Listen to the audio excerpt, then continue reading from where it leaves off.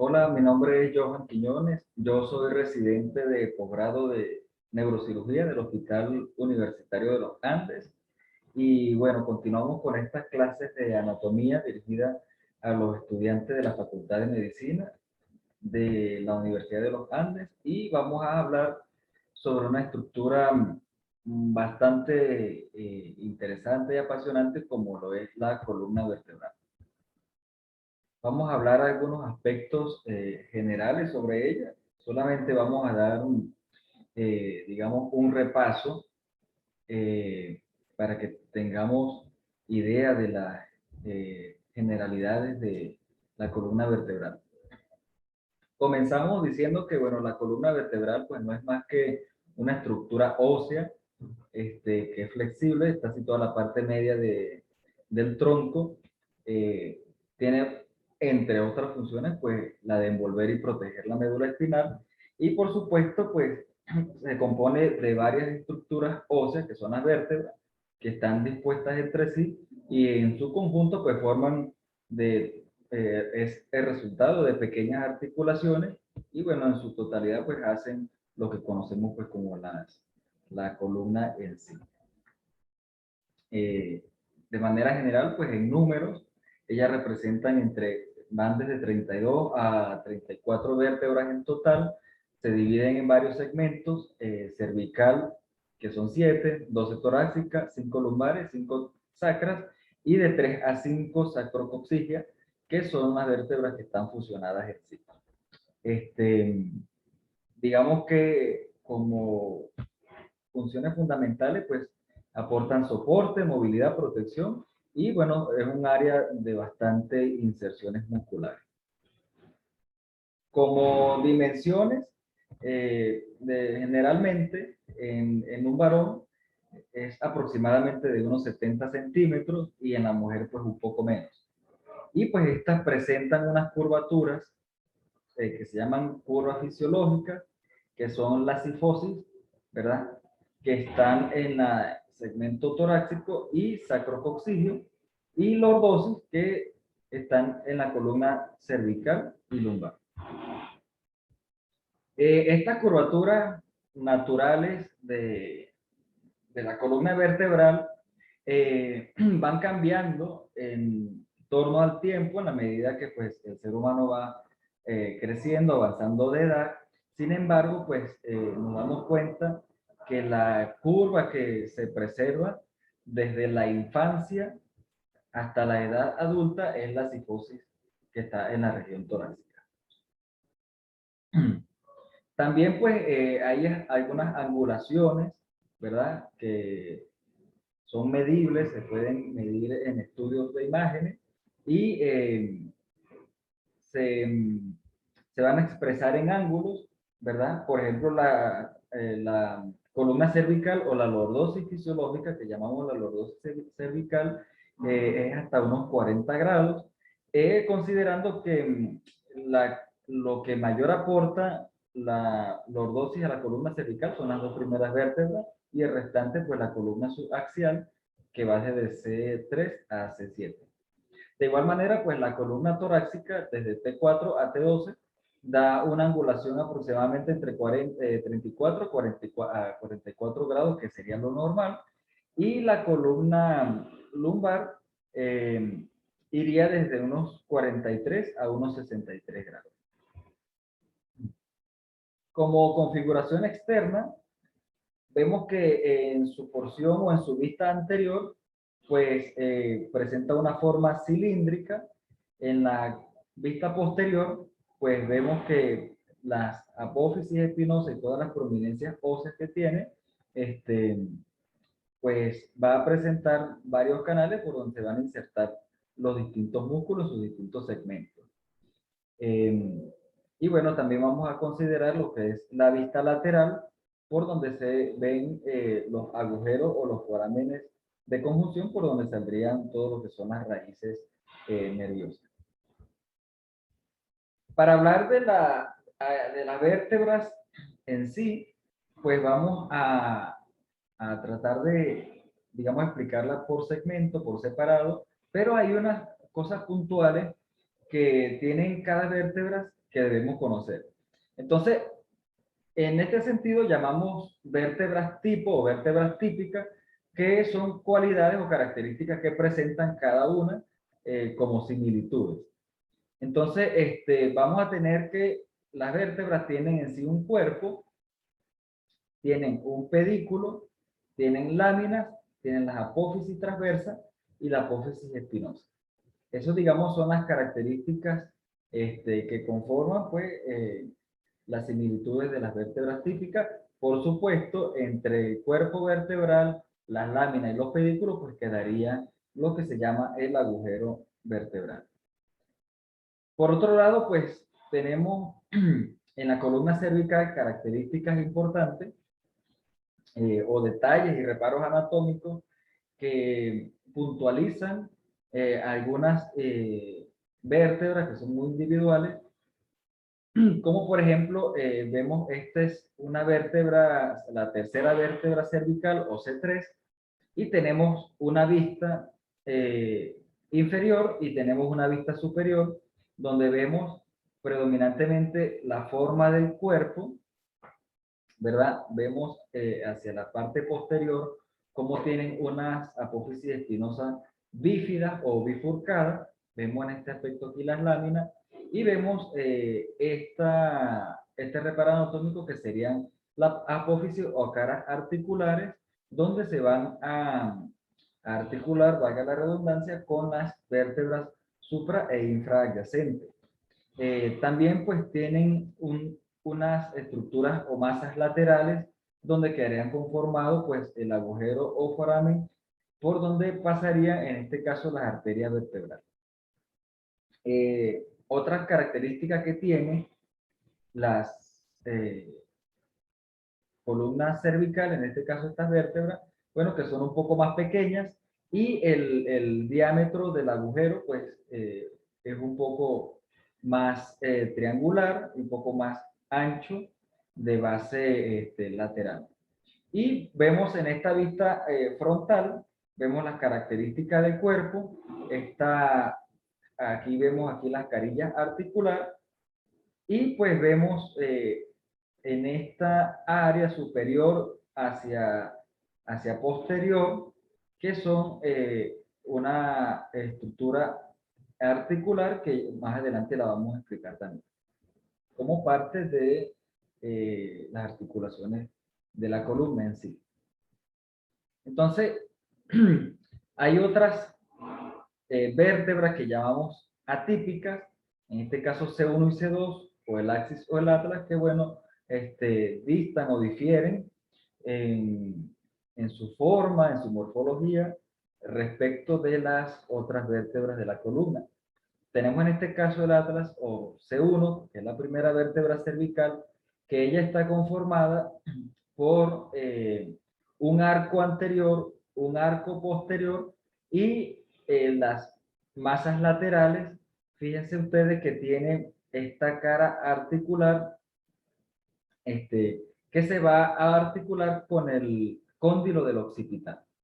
Vemos acá también pues cómo quedaría o cómo lo que sería delimitado el agujero o el foramen transverso por donde discurriría la arteria vertebral. Fíjense que tiene un tubérculo anterior y en esta vista superior de C1, pues lo que vamos es a ver también una cara en su porción posterior del arco anterior. Veremos una carilla articular que se va a unir con la apófisis odontoide o el diente de la segunda vértebra cervical. Y bueno, en su porción interna, pues vemos el tubérculo que va a ser el lugar de asentamiento de el ligamento transverso del atlas.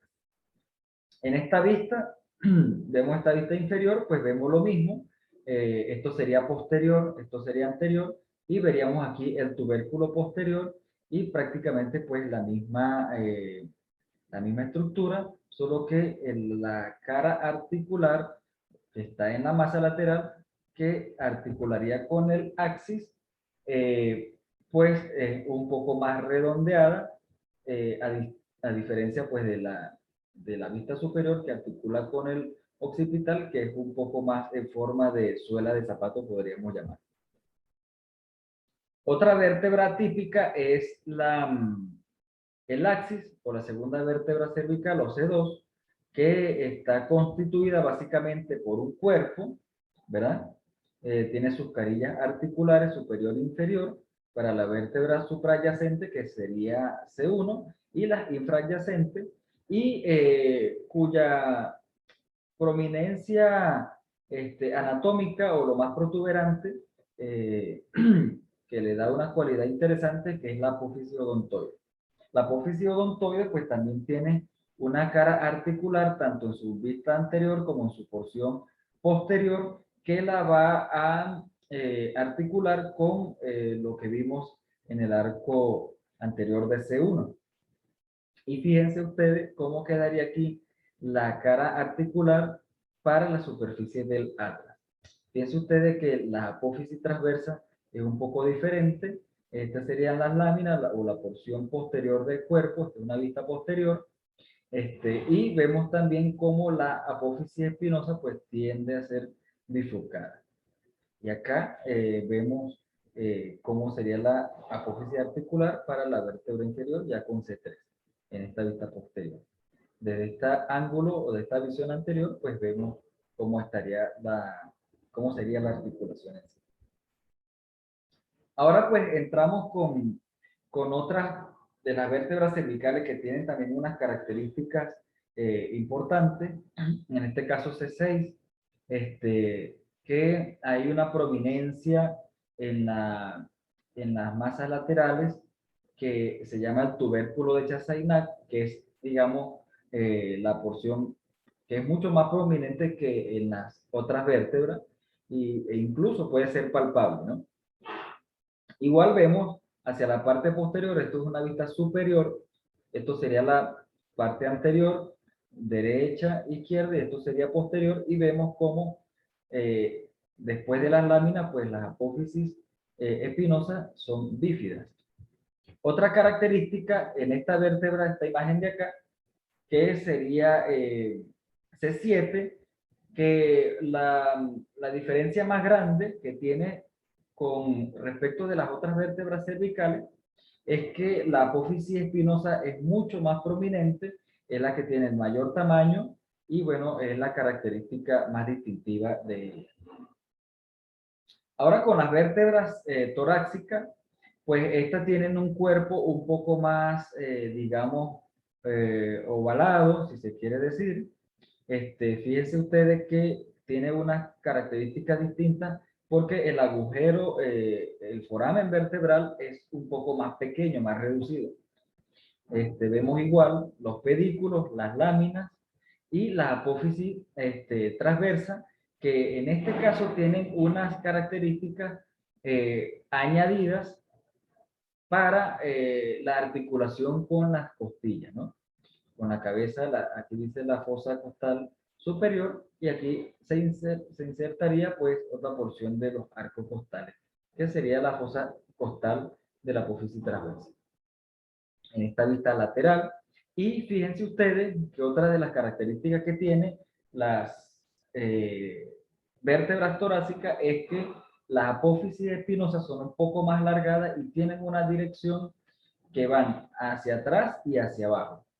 Entonces, aprovechando esta vista lateral, pues vemos cómo quedaría delimitado esta escotadura vertebral inferior, cuyo límite sería la lámina, la apófisis transversa y esta porción posterior del cuerpo vertebral, que en su conjunto con la vértebra que iría por debajo, pues delimitaría lo que es el agujero de conjunción. Estas son otros reparos anatómicos importantes, pues que debemos considerar. Estos son una vista superior y esta vista lateral, pues lo que aquí delimita, pues son las estructuras que ya mencioné. Aquí las apófisis espinosas en T10 pues tienen unas características que son menos oblicuas y pues también hay una articulación para las que tienden un poquito a ser distintos para la inserción de las costillas. Y bueno, un reparo anatómico que se puede visualizar acá es algo que llamamos en imagenología un signo que delimita pues la apófisis espinosa, la transversa, los pedículos y las láminas, que es el perrito escocés, porque da la forma característica de el perro escocés. Bueno, tanto T11 como T12 pues también tienen unas características distintivas en cuanto a su articulación con las, eh, las costillas. Y bueno, las vértebras lumbares ahora pues son las más prominentes, el cuerpo es más voluminoso, de mayor tamaño, el canal vertebral pues también es un poco distinto y pues aquí también hay unas características diferentes en cuanto a las apófisis transversas que son un poquito más horizontales. De igual forma pues vemos estas estructuras que se delimitarían lo que es las facetas articulares y en esta vista posterior pues vemos cómo se articula, esto sería entre la apófisis articular superior con la inferior de las vértebras que está inferiormente a ella, pues delimitarían lo que es la faceta articular. Las vértebras lumbares pues tienen entre sí digamos, en su visión posterior, a medida que van descendiendo, pues tienden a adoptar una forma un poco distinta en su tamaño, en su forma. Por ejemplo, el E5 tiene un cuerpo en forma de cuña. Las apófisis articulares del E5 forman un rectángulo ya más horizontal. Hay una diferencia entre L3 y L4 que es un poco más cuadrangular y L1 y L2 pues formarían un rectángulo de forma vertical. El hueso sacro pues es un hueso único, un hueso plano que tiene una forma triangular con una base superior que por supuesto pues se articula con la última vértebra lumbar que sería el E5. En esta vista lateral pues vemos que hay un hiato sacro y un conducto sacro por donde van a discurrir algunas estructuras neurales que no vamos a mencionar acá, solamente nos vamos a referir a lo que es la estructura ósea. Fíjense ustedes que tiene a cada lado algunos forámenes que se llaman los agujeros o forámenes del sacro. Y por supuesto, más distalmente tenemos lo que es el coxis, que son vértebras fusionadas entre sí. En esta vista superior, que sería este nivel, vemos pues cómo tiene una cresta en su línea media, pues muy similar a las vértebras que ya mencionamos. Y por otro lado, pues en esta vista posterior, vamos a ver lo que es la cara que se articula con los alerones del sacro, de la pelvis, perdón, y formarían pues en su conjunto la pelvis ósea.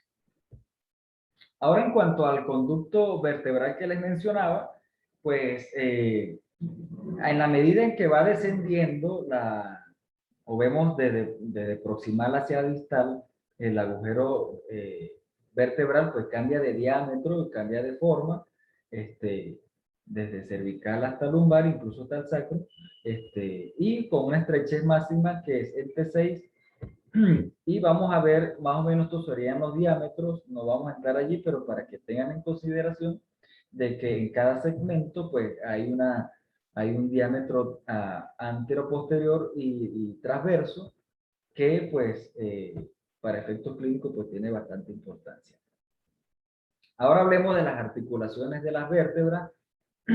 Hablamos de sínfisis intervertebrales porque hay una estructura muy importante que son los discos intervertebrales que se encuentra pues situado en la superficie articulares de los cuerpos y forma una anfiartrosis. Entonces, entre cuerpo vertebral y cuerpo vertebral hay un disco y es la razón por la que se llama disco intervertebral, que es lo que le va a dar el soporte y la movilidad y la resistencia a los impactos que puede recibir la columna vertebral. Pues a grosso modo, el disco intervertebral estaría conformado por un núcleo pulposo y un anillo fibroso ¿verdad? Pues lo que son fibras de colágeno y tienen un alto contenido de agua. Los discos intervertebrales, pues, tienen una relación en su diámetro también respecto del lugar donde se ubiquen, bien sea cervical o lumbar, pues tomando en cuenta que son mucho más pequeños en la columna cervical y por supuesto que en la columna lumbar son mucho más grandes. Por tanto, varían desde 3 milímetros de cervical y el lumbar puede llegar a medir hasta unos 9 milímetros. Otro tipo de articulaciones, pues son las articulaciones facetarias que les mencioné, pues estas son unas articulaciones, son unas diartrosis, ¿verdad? Son articulaciones, pequeñas articulaciones en sí, es una verdadera articulación que está revertida por cartílago y en su interior pues contiene líquido sinovial.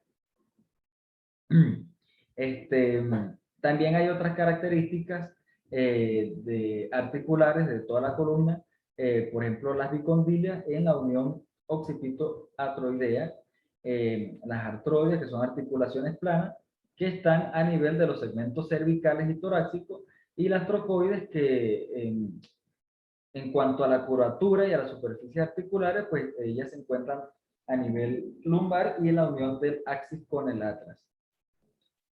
En la columna cervical, como mencionaba inicialmente, hay unas estructuras pequeñas cartilaginosas que se llaman las articulaciones unciformes o uncinadas o articulaciones uncovertebrales que están en la superficie, digamos, por lateral y hacia posterior se van de las vértebras cervical y articulan entre sí. Esto es una pequeña revestimiento cartilaginoso que pues le da también un cierto grado de movilidad a la columna cervical.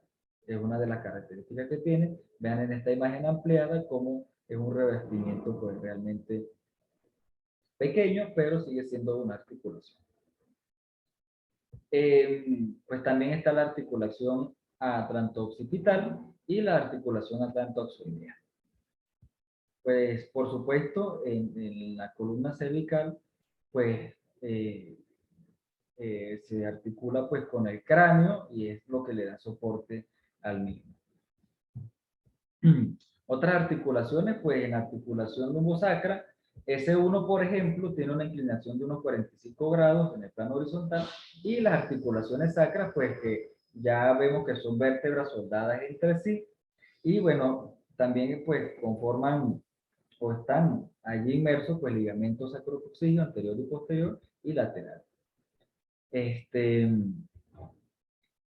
Fíjense ustedes que también hay unas estructuras importantes que son los ligamentos, ¿verdad? Ligamentos periféricos. Tenemos el ligamento longitudinal anterior que le da soporte, está en la cara anterior de los cuerpos vertebrales. Tiene una inserción superior que va desde el tubérculo anterior del atlas, que acá no estamos viendo, y tiene una inserción inferior que llega hasta la cara anterior de S2, cuya función pues de este ligamento básicamente es prevenir la hiperextensión y la sobredistracción de la columna cervical, de la columna vertebral en sí, perdón.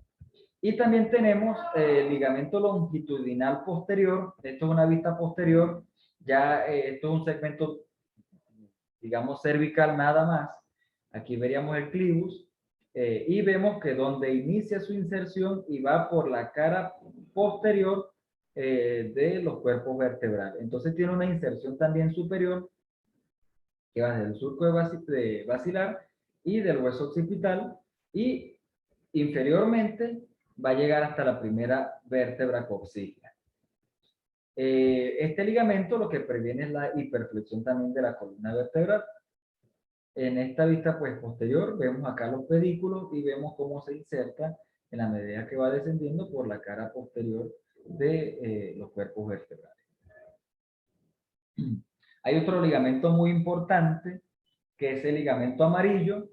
El ligamento amarillo pues en esta vista, digamos, en una vista frontal, haciendo un corte de esta vértebra, aquí veríamos las láminas, estos serían los pedículos, estos serían las apófisis transversas, y estaríamos viendo una vista anterior donde vemos que el ligamento amarillo se inserta o va desde el espacio interlaminar a cada lado y están unidos en sí hacia una línea media donde convergen, y pues el ancho del ligamento va disminuyendo de manera progresiva, y en tanto que la altura y el espesor va en aumento.